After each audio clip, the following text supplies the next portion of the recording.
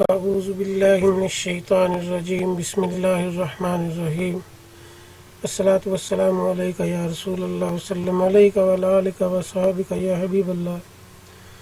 محترم ناظرین و سامعین اکرام، سوشل میڈیا پر چلتے چلتے مجھے ایک ویڈیو ملی جس میں استاد کے احترام پر ایک حدیث پاک کا غلط مفہوم پیش کیا گیا ہے۔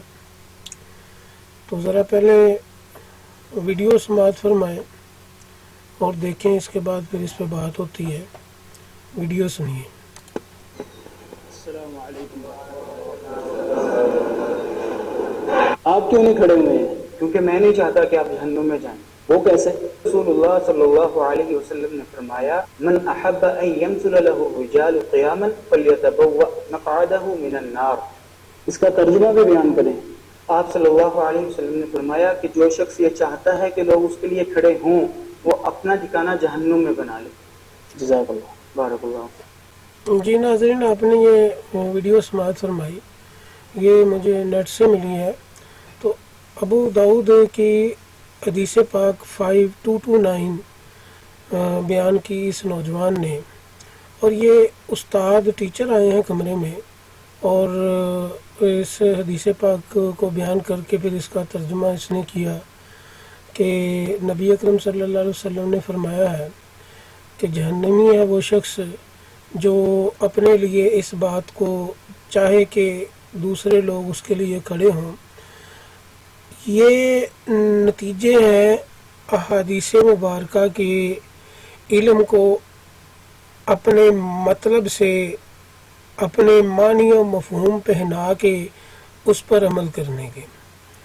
اگر ہم اس حدیث پاک کا مفہوم استاد کے بارے میں لے لیں تو پھر اور بے شمار احادیث مبارکہ سے اس کا ٹکراؤ بھی ہوگا، اور اگر اس کے معنی و مطالب کو ہم استاد کے اوپر فٹ کریں تو اس کا ٹکراؤ قرآن پاک سے بھی ہوگا۔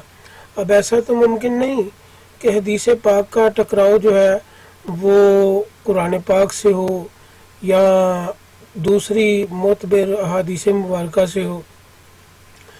ابھی ہم فی الحال اس حدیث کے صحت کے ضمن کی طرف نہیں جاتے، لیکن ہمارا سب سے بڑا المیہ یہ ہے کہ استاد کو استاد کہیں تو یہ ایک بڑی ندامت والی بات ہوتی ہے، اور استاد کو اگر ٹیچر کہا جائے تو ٹیچر ایک بڑا تعلیم یافتہ لفظ ہے۔ تو یہ ہمارا بہت بڑا المیہ ہے کہ ہم اپنے آپ کو چھوڑ کر دوسروں کی نقالی کرنے کی بہت کوشش کرتے ہیں۔ اب یہ ذرا آپ استاد کے مقام پر ابن ماجہ شریف کی ہی حدیث نمبر 229 میں آپ کے سامنے پیش خدمت کرتا ہوں۔ یہ حدیث پاک اس نوجوان لڑکے نے ابو داؤد سے پیش کی ہے۔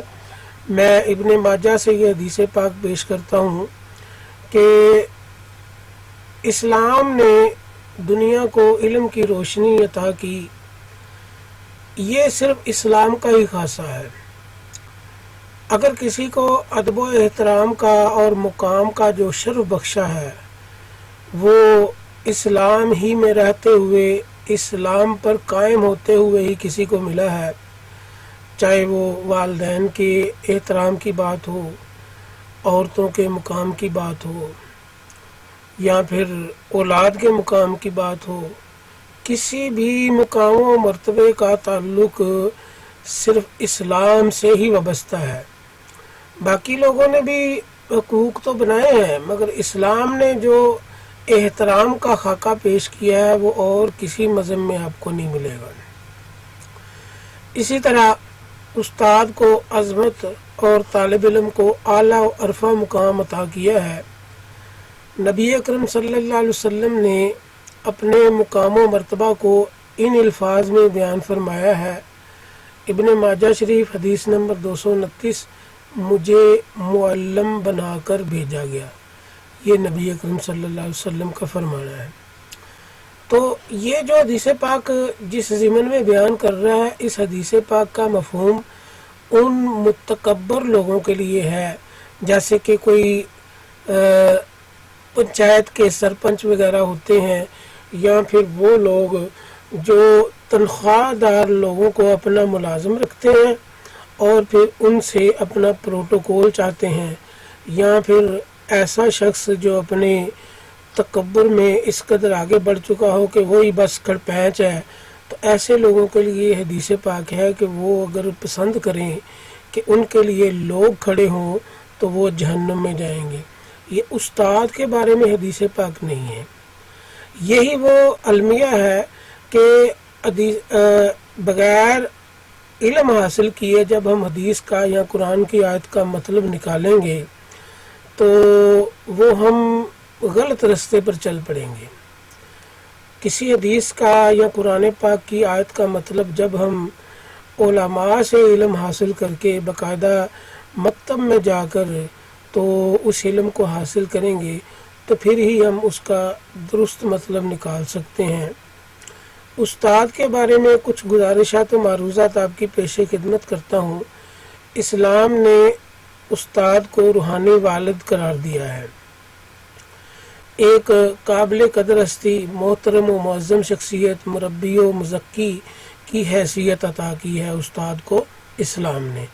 معلم کے کردار کی عظمت اور اہمیت کا اندازہ اس بات سے لگایا جاتا ہے کہ اس عالم رنگ و بو میں معلم اول خود رب کائنات ہے۔ اللہ تبارک و تعالیٰ کی ذات نے سب سے پہلا جو معلم ہونے کا شرف اللہ تبارک و تعالیٰ نے جو اپنا مقام بتایا، اس میں اللہ تبارک و تعالیٰ نے اپنے آپ کو خود بھی معلم کہا ہے۔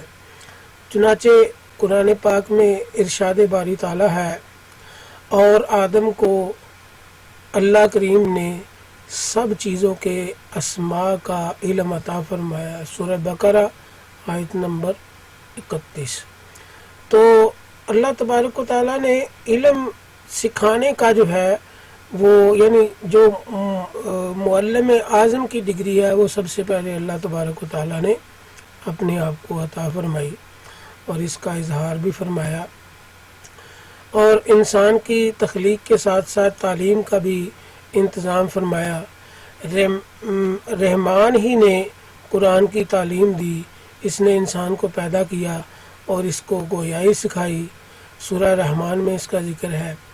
اچھا، ذریعہ تعلیم کو قلم بنایا، سورہ علق میں فرمان الہی ہے کہ پڑھیے اور کہ آپ کا رب بڑا کریم ہے جس نے قلم سے سکھایا اور آدمی کو وہ سکھایا جو وہ نہیں جانتا۔ تو معلم کائنات نے انسانیت کی رہنمائی اور تعلیم کے لیے کم و بیش 1,24,000 انبیاء کرام علیہ الصلاۃ والتسلیم کو معلم و مربی بنا کر بھیجا۔ ہر نبی شریعت کا معلم ہونے کے ساتھ ساتھ کسی ایک فن کا ماہر اور معلم بھی ہوتا تھا، جیسے کہ جسے حضرت آدم علیہ السلام دنیا میں زراعت، صنعت و حرفت کے معلم اول تھے۔ کلام کو ضبط تحریر میں لانے کا علم سب سے پہلے حضرت ادریس علیہ السلام نے ایجاد کیا۔ حضرت نوح علیہ السلام نے لکڑی سے چیزیں بنانے کا علم متعارف کرایا۔ حضرت ابراہیم علیہ السلام نے علم مناظرہ اور حضرت یوسف علیہ السلام نے علم تعبیر و رویا کی بنیاد ڈالی۔ خاتم الانبیاء صلی اللہ علیہ وسلم نے معلم کو انسانوں میں بہترین شخصیت قرار دیتے ہوئے ارشاد فرمایا کہ بخاری شریف حدیث نمبر 5027، خیرکم من تعلم القرآن وعلمہ، کہ تم میں سے بہتر شخص وہ ہے جو قرآن سیکھے اور دوسروں کو بھی سکھائے۔ معلم کے لیے، استاد کے لیے، ٹیچر کے لیے نبی کریم صلی اللہ علیہ وسلم کی بشارت حضرت ابو ہریرہ رضی اللہ تعالی عنہ نے ان الفاظ میں روایت کی ہے کہ میں نے رسول اللہ صلی اللہ علیہ وسلم کو فرماتے ہوئے سنا، غور سے سنو، دنیا میں جو کچھ ہے وہ اللہ کی رحمت سے دور ہے، البتہ اللہ کا ذکر اور وہ چیزیں جو اللہ تعالیٰ سے قریب کریں، یعنی نیک اعمال، عالم اور طالب علم، یہ سب چیزیں اللہ کی رحمت سے دور نہیں ہیں۔ ترمذی شریف حدیث پاک 2322۔ میں اس کا ذکر ہے، حضرت ابو ہریرہ والی روایت کا۔ تو استاد ہونا ایک بہت بڑی نعمت اور عظیم سعادت ہے۔ معلم کو اللہ اور اس کی مخلوق کی محبوبیت نصیب ہوتی ہے۔ مخبر صادق خاتم النبیین صلی اللہ علیہ وسلم نے استاد کی محبوبیت کو ان الفاظ میں بیان فرمایا ہے کہ لوگوں کو بھلائی سکھانے والے پر اللہ، ان کے فرشتے، آسمان اور زمین کی تمام مخلوقات، یہاں تک کہ چیونٹیاں اپنے بلوں میں اور مچھلیاں پانی میں رحمت بھیجتی اور دعائیں کرتی ہیں۔ یہ حدیث پاک بھی ترمذی شریف میں ہے، حدیث نمبر 2675۔ اساتذہ کے لیے نبی کریم صلی اللہ علیہ وسلم نے دعا فرمائی کہ اللہ تعالیٰ اس شخص کو خوش و خرم رکھے جس نے میری کوئی بات سنی اور اسے یاد رکھا اور اس کو جیسا سنا اسی طرح لوگوں تک پہنچایا۔ یہ ابو داؤد کی حدیث پاک 366 ہے۔ اس نوجوان نے بھی ابو داؤد ہی کی حدیث پاک 5229 پڑھی تھی۔ تو ابو داؤد سے ہی استاد کے احترام میں بے شمار احادیث مبارکہ مروی ہیں۔ خیر القرون میں معلمین کو اتنی زیادہ اہمیت حاصل تھی کہ خلیفہ ثانی حضرت عمر فاروق اعظم رضی اللہ تعالیٰ عنہ معلمین کو درس و تدریس کے ساتھ ساتھ اعلیٰ انتظامی امور اور عہدوں پر فائز کیا کرتے تھے۔ حضرت علی المرتضیٰ رضی اللہ تعالیٰ عنہ کا قول ہے کہ جس نے مجھے ایک حرف بھی پڑھایا میں اس کا غلام ہوں، خواہ وہ مجھے آزاد کر دے یا بیچ دے۔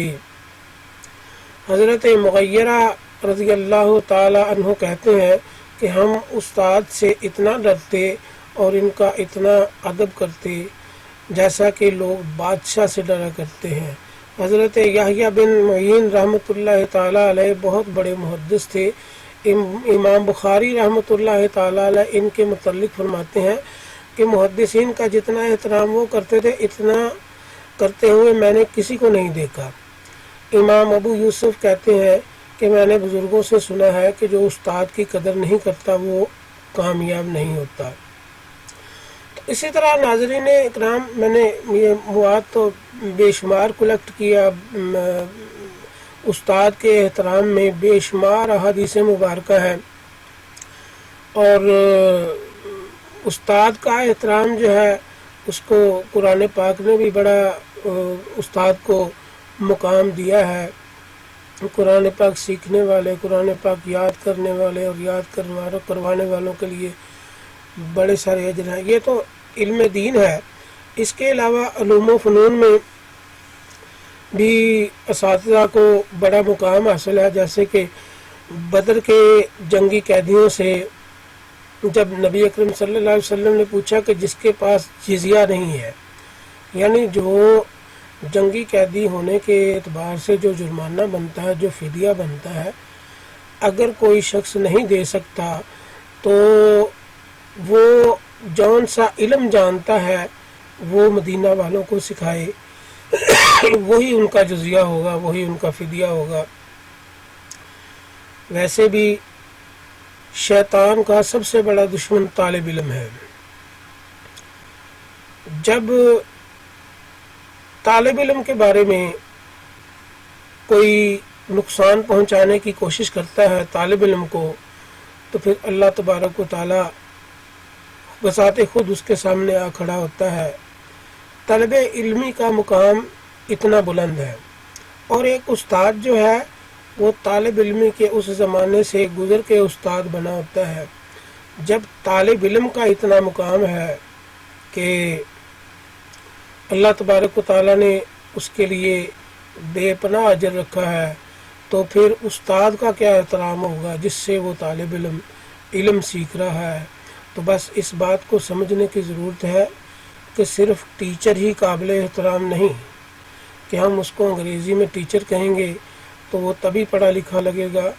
استاد بھی بہت قابل احترام ہے۔ اس بات کو سمجھنے کی کوشش کی جائے، اور علم سیکھے بغیر احادیث کو اپنے مطلب میں ڈھالنا یا قرآن پاک کی آیات کو ایسی جگہ پر فٹ کرنا جہاں پر ان کا فٹ ہونا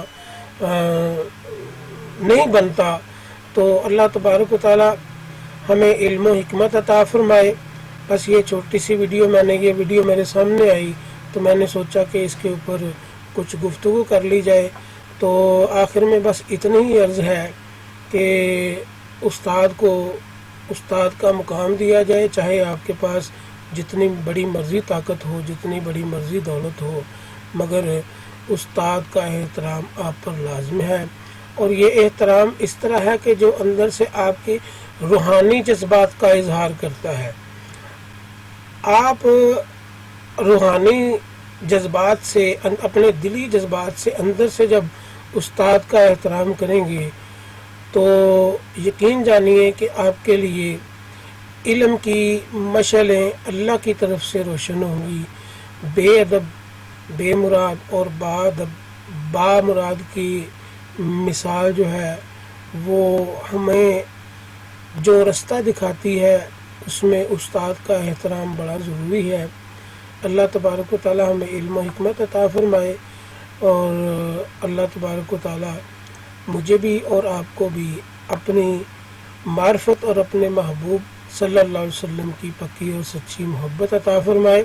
آخر میں بس میری یہ گزارش ہے کہ میرے اس چھوٹے سے چینل کو لائک کر دیں، سبسکرائب کر دیں، اور ویڈیو کو شیئر ضرور کیا کریں تاکہ ہمارا پیغام حق جو ہے وہ زیادہ سے زیادہ لوگوں تک پہنچ سکے۔